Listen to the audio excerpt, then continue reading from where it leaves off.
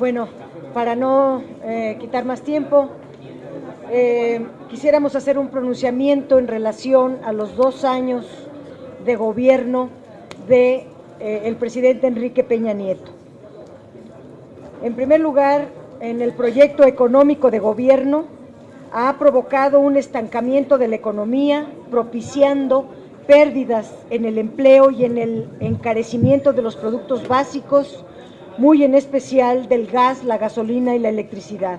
El crecimiento económico es en un promedio de 1.7% y ya rebasa el 55% de la población en pobreza alimentaria. Hay un deterioro de la economía familiar y un estancamiento de la actividad económica nacional. Un segundo aspecto es en materia de corrupción. Una de las grandes ausencias del gobierno de Enrique Peña Nieto ha sido el combate a la corrupción. Esta omisión constituye una de las causas principales de la crisis que actualmente padece nuestro país. El sistema de fiscalización se encuentra en crisis con el anuncio de la desaparición de la Secretaría de la Función Pública y el no nacimiento de la Comisión Nacional Anticorrupción. El gobierno federal ha sido negligente en el caso de la empresa Oceanografía, que defraudó a Petróleos Mexicanos y al erario público por miles de millones de pesos durante 8 años consecutivos. El presidente ha sido también negligente en el combate a la corrupción del anterior gobierno. También ha sido incapaz de explicar cómo su esposa adquirió un inmueble ubicado en las lomas de Chapultepec llamado Casa Blanca. Un tercer aspecto es la estrategia de seguridad puesta en práctica por el actual gobierno. Es una estrategia que ha fracasado porque lo único que ha hecho es un cambio de discurso y un plan mediático con la misma estrategia fallida de la anterior administración, que ha demostrado una ineficacia latente. Los hechos de Iguala y la desaparición de los 43 normalistas de Ayotzinapa han sacado a flote la crisis estructural en materia de seguridad más allá de las cifras. El gobierno de Enrique Peña Nieto ha favorecido la impunidad. Si se llegó a esta situación es porque el gobierno federal ha sido incapaz de terminar con la impunidad y porque antes de los hechos de Iguala sucedieron muchos otros, el de San Fernando, el de Tlatlaya, muchos otros casos en varios municipios del Estado de México y en varias entidades. Frente a la desaparición de los estudiantes de Ayotzinapa, el gobierno ha sido ineficaz de dar una respuesta creíble a las exigencias de la sociedad mexicana y de la comunidad internacional.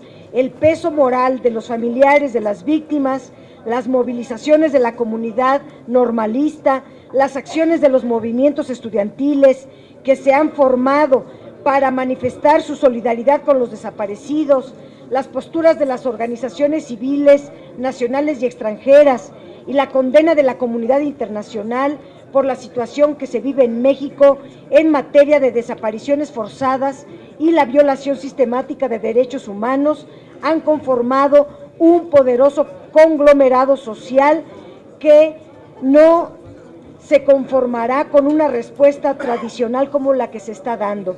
Ante ello, el grupo parlamentario del PRD le preocupa de manera muy importante la iniciativa entregada anoche a este Senado de la República en materia de infiltración del crimen organizado en municipios, el sistema de competencias y del mando único para evitar que se afecte nuestro régimen federal y las facultades de los municipios en el cumplimiento de sus funciones y atribuciones.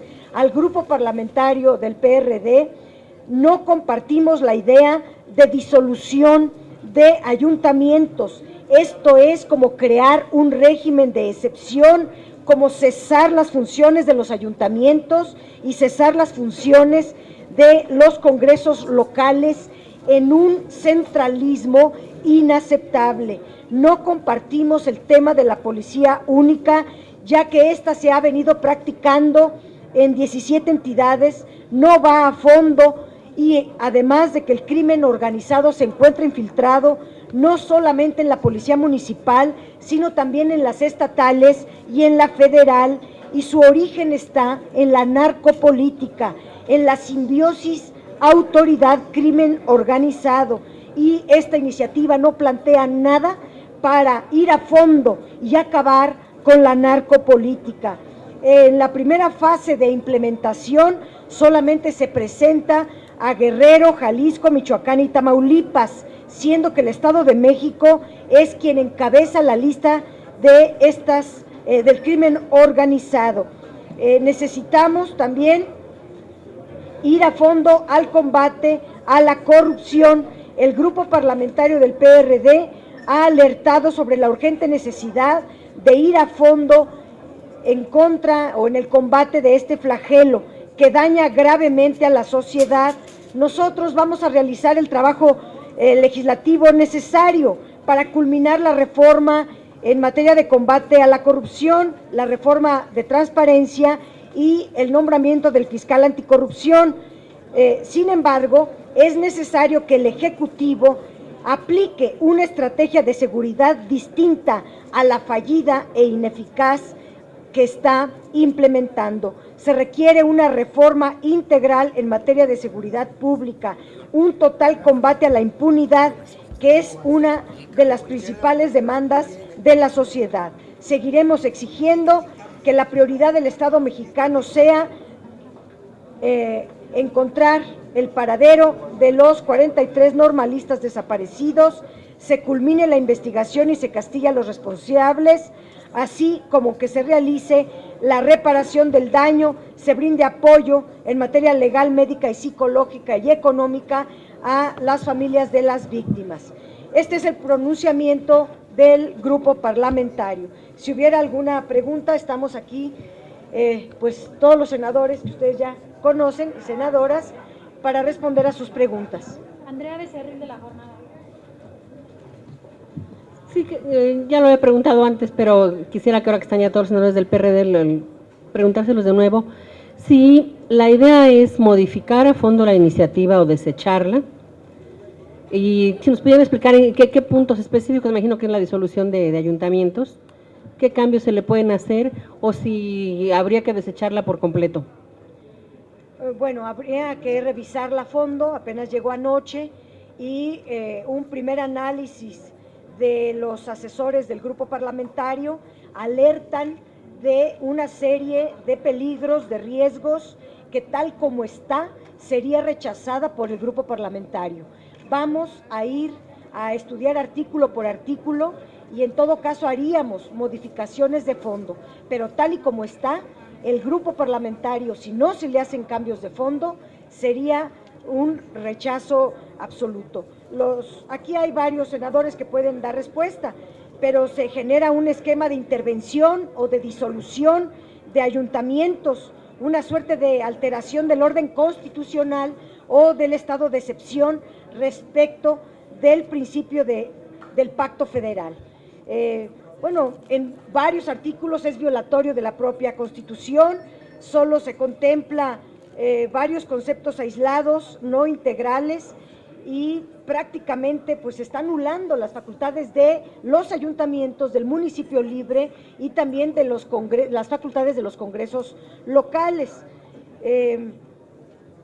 Y bueno, en el tema de policía única, del mando único, pues se priva a los municipios de la facultad en materia de seguridad pública, cuando es una de las facultades consagradas en el 115 constitucional.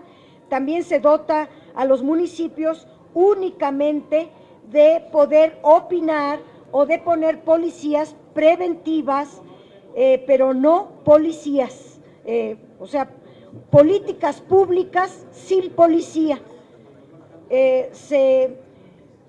También se respeta a los municipios solamente en la suerte de una facultad para hacer cumplir mediante coerción de bandos, de buen gobierno o de infracciones administrativas. Se les conculca su facultad de tener mando policiaco. Es lo que está ocurriendo, lo que ocurre, por ejemplo, en el Distrito Federal. donde, por ejemplo, hay solamente la policía estatal, no hay policías delegacionales, y esto ocasiona que gran parte de las quejas, de los problemas vecinales, de puntos de crimen organizado, no se atienden, perdón, de crimen, de delitos del fuero común y del fuero federal no se atienden porque hay otras prioridades de las policías estatales. Entonces, anular la policía municipal nos parece un asunto de los más graves e inaceptables.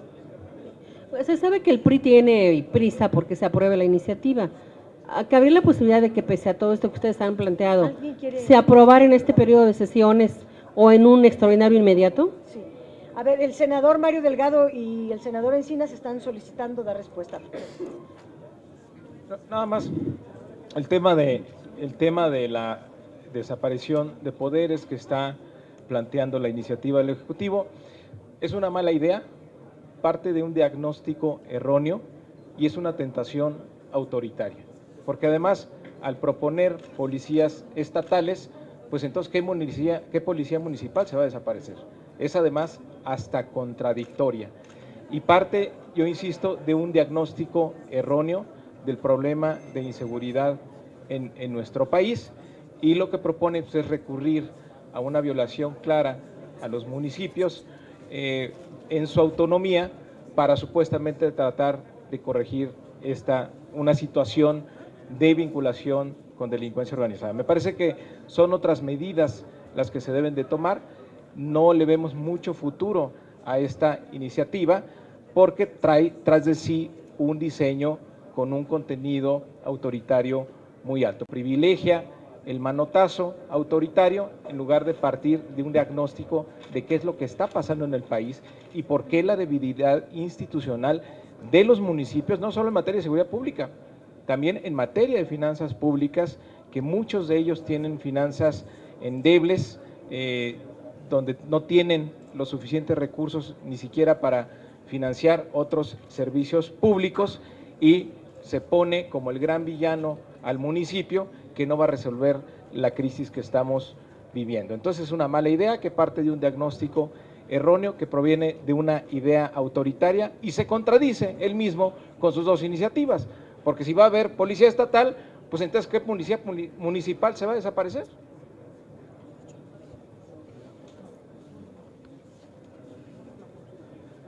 Sí, de manera muy concreta. Este no es un asunto menor, ni se trata solamente del problema por el que atraviesan las policías municipales y muchas autoridades municipales en el país. Lo que están proponiendo de reforma constitucional implica un cambio fundamental al pacto federal y a los mecanismos en los que se definen las facultades, competencias y concurrencias de los municipios y las entidades federativas con el gobierno federal. Yo lo sintetizaría en dos frases. Ya desmantelaron el pacto social con las llamadas reformas estructurales, ahora quieren desmantelar el pacto federal, desmantelando las bases mínimas que garantizan la autonomía de los estados y el principio del municipio libre.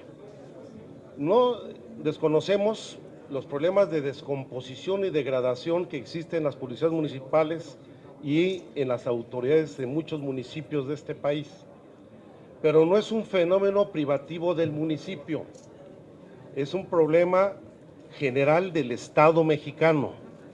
Hay un problema de degradación de las instituciones públicas en el ámbito federal, en el ámbito local, en el ámbito municipal, en los tres poderes de la Unión e incluso en los partidos políticos, así como en los órganos autónomos. Todas las instituciones, yo coincido plenamente con Luis, del Estado mexicano está en la peor de sus crisis y estamos frente a una tragedia humanitaria que no se va a resolver con estas medidas.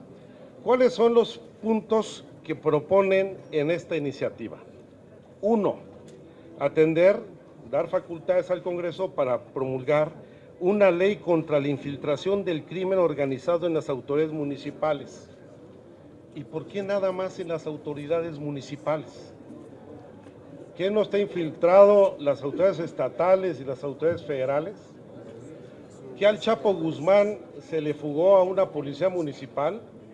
¿O los policías que se asesinaron en el aeropuerto de la Ciudad de México para controlar el mercado de la droga en el aeropuerto, que no eran policías federales preventivos que habían pasado todos los programas de certificación? Es un problema general que no puede reducirse a los municipios, tiene que ser a todos los órdenes de gobierno. Segundo, se modifican las competencias para identificar las facultades de cada órgano de gobierno en materia de combate al delito. Y el problema no es que desaparezcan las policías municipales y haya solamente un mando estatal, sino la propuesta señala que el gobierno federal podrá asumir en cualquier momento el mando de las policías estatales. No solamente desaparecen a las policías municipales, sino plantean que puede atraer y mantener el mando de las policías estatales en el momento en lo que considere conveniente, sin que medie ningún acuerdo, convenio o colaboración con las autoridades locales o municipales. Y también de la misma forma, pues se señalan otras omisiones, la más grave, que se arroga el Ejecutivo la facultad para declarar la desaparición de los ayuntamientos. Aunque ahí dicen, hasta en eso cometen errores. Ellos señalan que pueden tener la asunción total, la federación de las funciones municipales. No hay funciones municipales, son funciones de los ayuntamientos. El municipio es una figura jurídica, la autoridad es el ayuntamiento. Hasta en eso está mal, como también está mal hablar de crimen organizado, porque la ley lo que reconoce es delincuencia organizada. Así de mal hecha está esta iniciativa. Yo creo que hay que revisarla con mucho cuidado y yo estoy convencido de que si realmente este Senado hay una vocación federalista, no va a lograr las 2/3 partes de mayoría calificada y esperemos que haya congruencia en los demás grupos parlamentarios. O sea que en este periodo no va a salir. En el tema de los tiempos,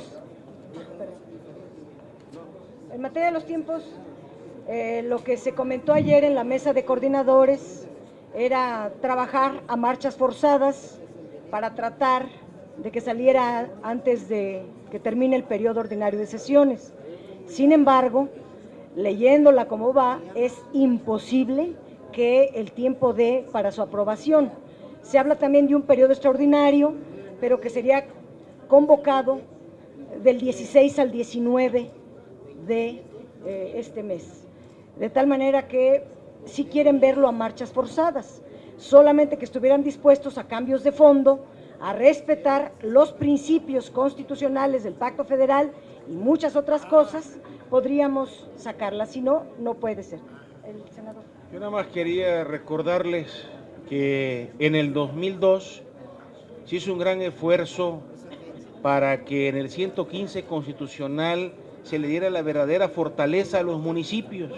Esto ya tiene tiempo.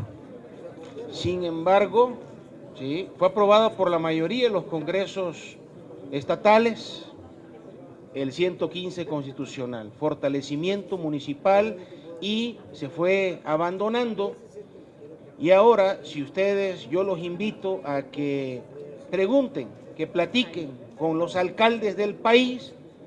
Y ayer en un ejercicio de este tipo que se estuvo haciendo, pues la mayoría no está de acuerdo con esta reforma que se quiere hacer en contra de la autonomía municipal, y por supuesto que de paso se lleva de corbata al Estado. Entonces, hay que tener claro que no va a tener un buen fin esta iniciativa.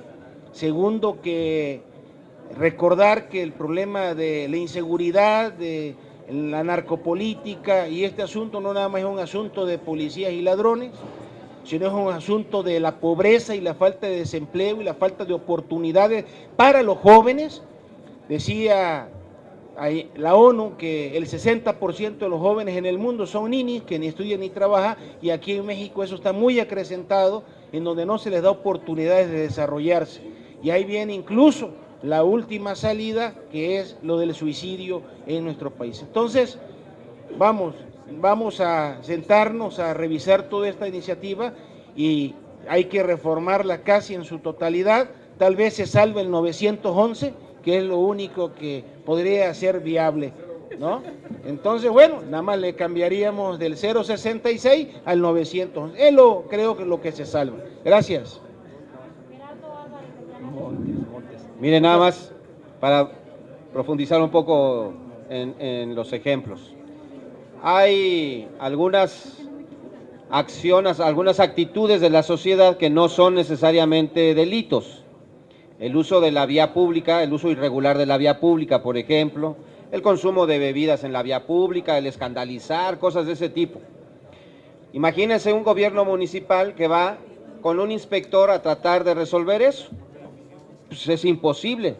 Es la parte coercitiva del gobierno municipal, del ayuntamiento, lo que permite resolver eso. Así como estos 3 ejemplos, hay muchísimos más. Entonces, es obvio que no se puede quedar un municipio sin policía municipal.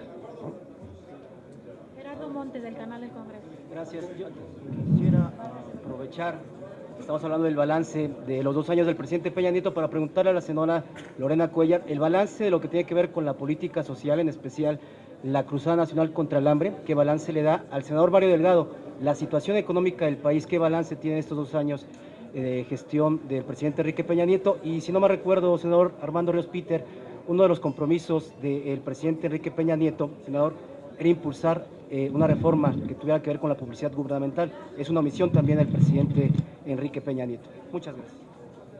Bueno, pues el balance en cuanto a la cruzada contra el hambre, como ustedes saben, los primeros 400 municipios que fueron seleccionados, como siempre lo dije, fueron 400 municipios que en el 70% fueron municipios del PRI y que prácticamente es un programa asistencialista y es un programa político, no es un programa político electoral.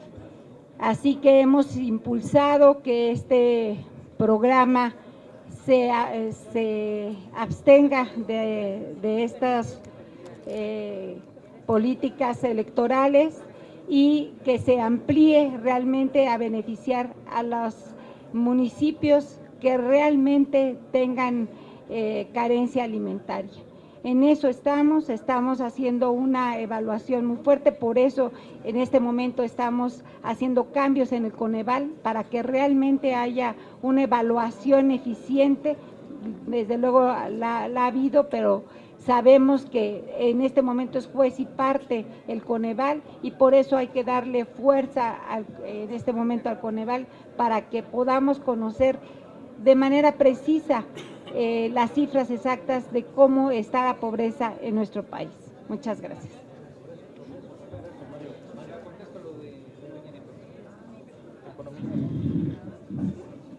A ver, el balance económico te lo voy a dar así como le gusta a Peña, en 10 puntos. A ver, tienes un mercado interno, bajas en los últimos 4 años, y las estadísticas de ANTAD en materia de consumo, que es al menudeo, pues tienen las cifras más bajas en los últimos 7 años. Es decir, tienes un mercado interno con una gran debilidad debido a la caída en el poder adquisitivo. La gente no tiene dinero para gastar. Tienes, punto 2, rebasaste ya la meta de inflación, estás por arriba del 4%, tienes algunos artículos que se han estado encareciendo. Te diría nada más que la gasolina en México ya está por encima del precio de la gasolina en Estados Unidos. Entonces ya rebasaste la meta, incluso el límite superior que tiene Banco de México, que es de 4%, la inflación está por encima del 4%. Punto número 3, tienes una precariedad de los trabajos formales. La reforma laboral lo que ha dado son trabajos precarios. nada más en este año que está terminando, la caída en el poder adquisitivo es de 5% para acumular un 54% de los trabajadores formales que están por debajo de la línea de la canasta, para poder adquirir la canasta alimentaria básica. Es decir, al 54% de los trabajadores formales en este país, su salario no les alcanza para comprar la canasta básica. Punto número 4, el endeudamiento que tenemos está por encima de cualquier posibilidad de ser sustentable. La deuda ha crecido 8 puntos del PIB y la economía con trabajos en estos 2 años va a crecer 3% acumulado.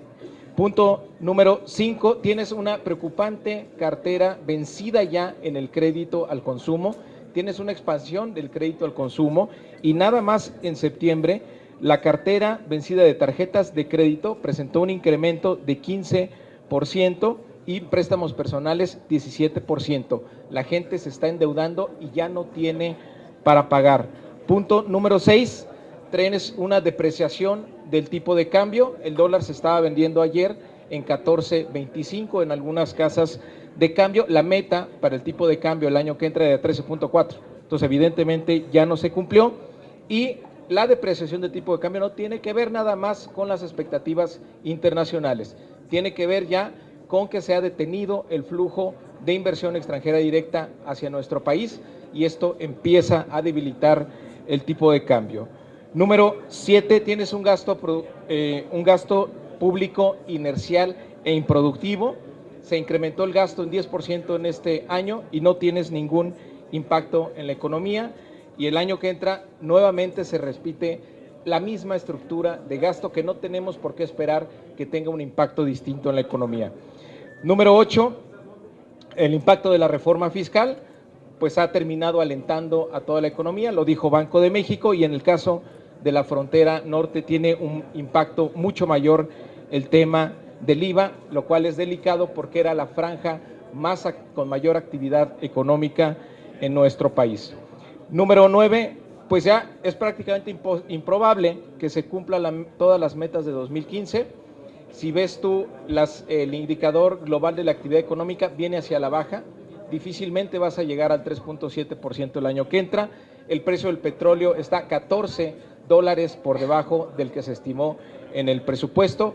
La meta de inflación ya se rebasó y la depreciación del tipo de cambio te garantiza que para el año que entra no cumplas la meta de inflación.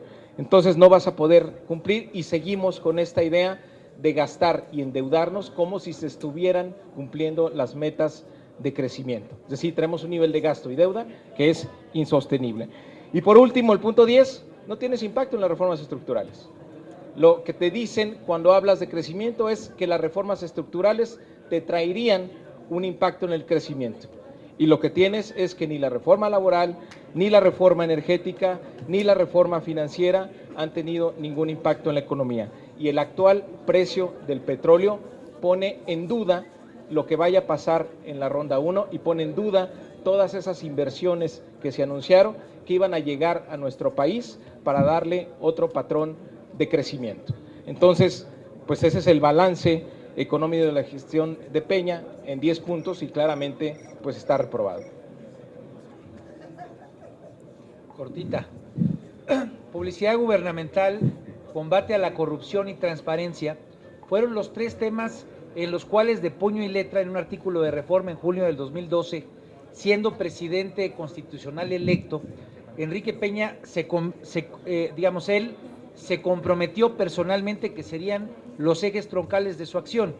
Y si los calificamos en el avance que tienen a 2 años de su gestión, pues la verdad es que la calificación sin duda alguna es reprobatoria y sería como de 2 de calificación de una escala del 0 al 10. ¿Por qué razón?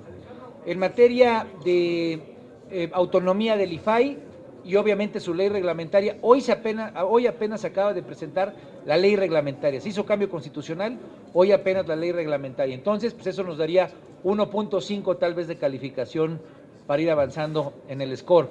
pero en materia de combate a la corrupción no hay nada. ¿Cuál es el problema del debate que tenemos ahorita? No hay combate a la corrupción y especialmente no hay combate a la corrupción que hay en la vida pública, que hay en los políticos y especialmente los políticos que están ligados con las actividades criminales, sea narcopolítica o crimen que le afecta a la sociedad. Entonces, en eso también reprobado, y en la parte de publicidad gubernamental ha sido el tema que en muchas de las discusiones hemos tenido aquí, hablemos de la reforma política, hablemos de la discusión en telecomunicaciones, siempre ha terminado siendo un transitorio que lo único que hace es traer a colación el compromiso constitucional del 2008 de que se haría una reforma en materia de publicidad gubernamental. El avance es nulo, el avance es cero, de tal manera que a 2 años, pues de todos esos pendientes que planteó el presidente Peña Nieto, pues solamente se ha avanzado en materia de transparencia y de manera muy limitada. Gracias. La última pregunta, senador Genaro Villamil, de Revista Proceso. Sí, la bancada del PRD, senadores, han previsto la posibilidad de hacerle a la Suprema Corte de Justicia una consulta sobre la constitucionalidad de las reformas que está planteando Peña Nieto, porque a final de cuentas, por lo que escuchamos en las posiciones tanto del PAN y del PRD, hay la presunción de que se está violando el precepto del 115 constitucional, y 2, el impacto que eso tiene, sobre todo el senador Fidel de Médicis, sobre el caso Michoacán. O sea, están legalizando, a final de cuentas, mi impresión es que están legalizando el nombramiento de comisionados o de intervención estatal de manera pues absolutamente arbitraria, ¿no?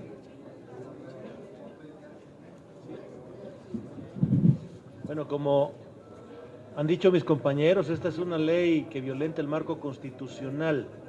De entrada le llamaríamos la ley Pancho Villa: primero matas y después averiguas.